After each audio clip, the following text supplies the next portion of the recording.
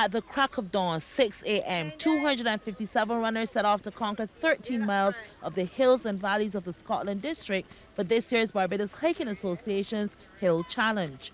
The grueling terrain will take them through the parishes of St. Andrew and St. Joseph, with the start and finish at the Ermy-Bourne Highway, better known as East Coast Road. And as the race started to take shape, you could spot runners dotted across the natural, rustic fields. And by the time they reached Isolation St. Andrew, there were three clear leaders: Trinidad's Michael Honoré and local guides Rory Butler and Hans Grainrud. They had built quite a lead on the rest of the field that was pretty much spread out at this stage. To garner some idea of what was literally an uphill task of this race, our cameraman Jimmy Gittins, well in the valley, spotted some of the race stragglers, some even walking miles away on the brow of the hills of the East Coast. But back to the action, and Honoré has stepped even more on the gas, and by dark hole was a loner, way out front and on track to possibly completing the course in the fastest time over his 14-year existence.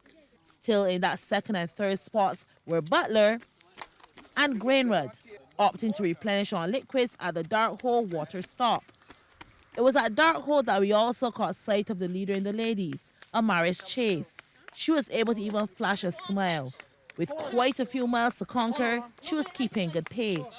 But miles ahead of her, our race leader Honoré was now in the Bruceville community, still looking strong, still in that commanding position, and still conquering the hills and valleys. Adding more perspective to the test of endurance and grit, this path would give you an idea of what makes this race stand out from the others. And here comes the leader in the ladies again, Chase, still pushing through to take that win.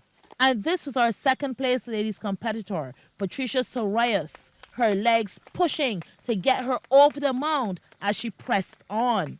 But our leader, Honoré, was inching closer and closer to get him back to where he started, and he looked so informed doing it.